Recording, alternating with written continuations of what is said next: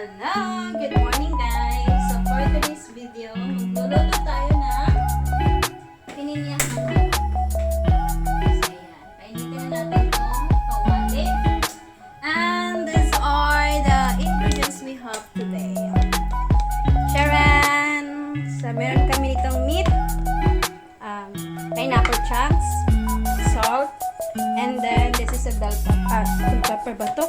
Basta paminta. Tapos, carrots and sibuyas at saka garlic. And this is the oil. Nawala yung takip.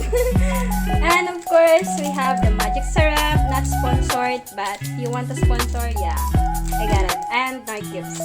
So, yan lang guys ang aming ingredients for today. Worth of 200 pesos. Alam nyo naman kung gaano kamahal ang bilihin ngayon. So, pagkasyahin natin ng 200.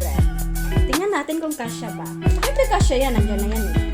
Ayan, so let's go! So first thing to do is to heat the frying pan. And then, mainit na siya. Put some oil. Konti lang. Konti lang. Kasi nag-oil naman yung meat eh. By the way, yung ating karne, the meat one. Ito yung karne, meron siyang nakababad siya ng juice ng pineapple. So, initin na natin yan muna. And then, handa natin ang ating garlic and onion. Agoy! So, garlic and onion, tinapulan style, diretso na siya ibabad. Kunti lang ang aming carrots kasi wala nga lang yung budget. Kasi pareho naman natin naman ito guys. So, diretso lang natin. Ayan. Marami tayong absent ngayon. Linggo naman eh. Absent yung ibang ingredients. Well, anyway, you can search in YouTube kung gusto nyo yung perfect luto na pininyahang baboy. Manok ba to baboy? Baboy eh. Social namin hindi manok. Pininyahang baboy kami. So, konti na natin. Kapag brown na siya, medyo luto na yan guys. So, dito na tayo. Ibabad na natin tong ating baboy. This one. Para maluto siya. Huwag mo natin isama yung juice. Mamaya na. The purpose of juice is para masipsip niya yung sarap ng pineapple.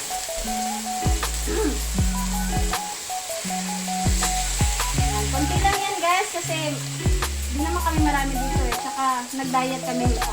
Nag-diet. Well again, 200 pesos lang po ang budget namin. Ay, nahulog! Well, hindi man na siya. Ito yung magasan. Tora! So, of course, ayaw kalimte. Mag-ukay-ukay ka din eh. Yeah. Mix it. And then you will see na meron siya color brown. That means, nagkukook na siya. So, diba? See? Pininyahang baboy. Shut kami. So again, disclaimer lang guys, nasa inyo na yung kung paano nyo lutuin, paano kukulamin nyo. Because pagdating sa tiyan, pagkain pa rin naman yan. Tapos, tatahay nyo din naman. Diba? Ayan. Takpan lang natin siya. At pakuluan natin siya ng 5 to 10 minutes para mag-tender juicing yung ating meat. Balik tayo after that. Of course, don't forget guys, na kailangan natin siyang halo-haloin para hindi masulog. Halo lang natin para hindi masulog at maglambot ang ating karne. Hanggang panihapon guys. Hanggang panihapon. Hanggang dinner. Up to dinner rin siya. So, low heat lang para mas maano yung pagkaluto niya. Hindi masyadong mabilisan. Hindi madali. Panulit. At balikan natin siya later. Ayan, you see? Wow! Lambutin pa natin siya ng pa.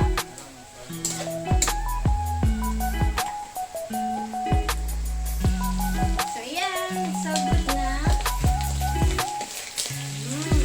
Fancy. Ay, ipe.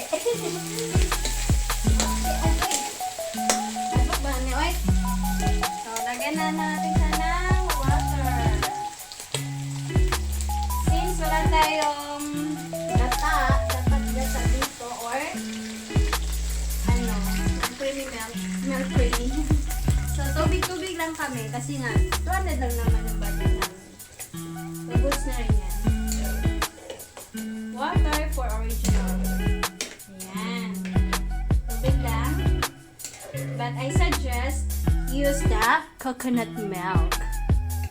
Kasi masarap talaga yun, guys. Ayan siya natin ng tubig. And then, papakuluan natin yan siya ulit. Dagdagan natin yung konti yung water. Para hindi natin magdagan mamaya.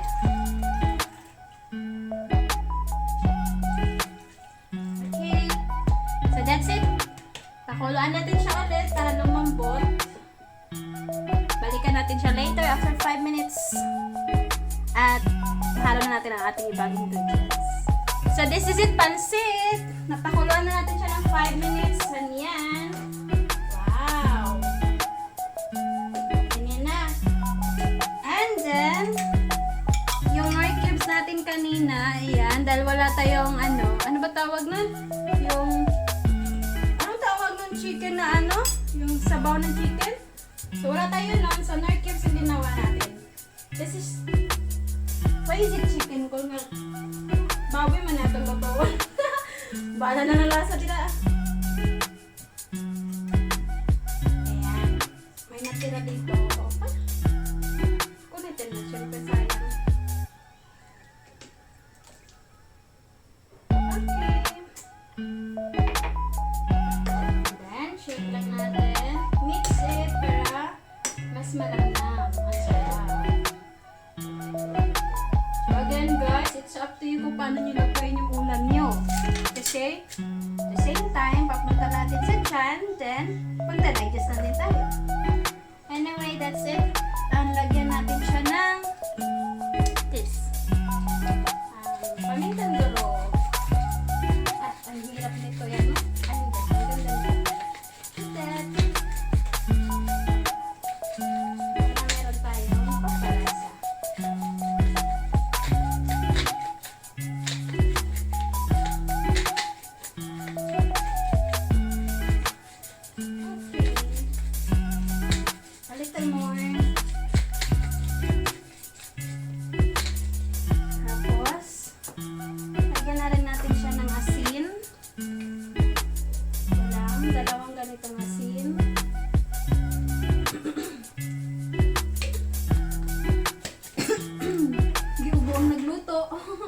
Tapos, konting patak ng patis. Ayan, isang kutsara ng patis. Pagalawan na natin, guys. Okay, pampalasa lang yan siya. But don't forget na kailangan siyang i-mix every time naman na ilalagay na mga chibalulu. So, that's it. Then, pakuluan ulit natin. Balikan natin mamaya para ilagyan na natin ang ating patatas and pineapple. So, this is it. Lagyan na natin ang ating patatas. Patatas and ang ating pinya. Tapos, may sulit. Simpleng luto lang ito, guys.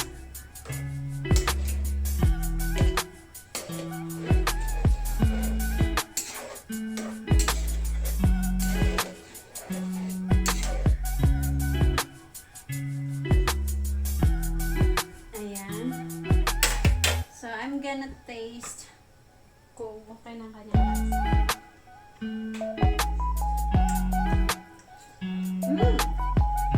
This is yummy. Nakalaan natin siya. And the last is, hindi mawawala yung ating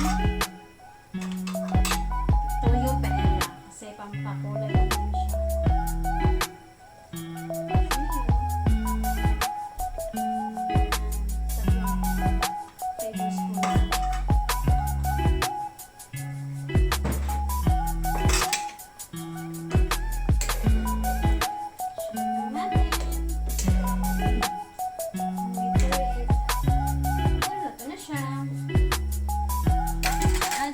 Ito yung ating magic para mag-imagine ang ating ulam. Dahil kulang-kulang ating ingredients. Ima-magic natin siya, guys! So, let's go! Ito siya ng konting magic sarap lang. Konti-konti. Sprinkle like a stars. And then, mix it. At, babalulat natin siya ng 5 to 15 minutes para ready to eat na tayo. Okay? So, yeah. Tapos, tikman mo ulit later kung okay na ba yung lasa or dadagdagan natin. Now, let's see kung okay na ba yung kanyang lasa. Then, ready na to siya. Ito na, guys.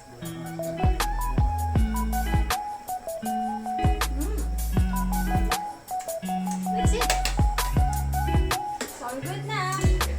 So, malambot na yung lahat.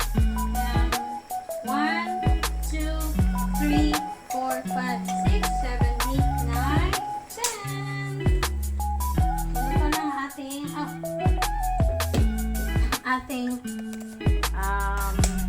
pininihang baboy. Ayan. So, that's it. This is Miss Debbie. Taring!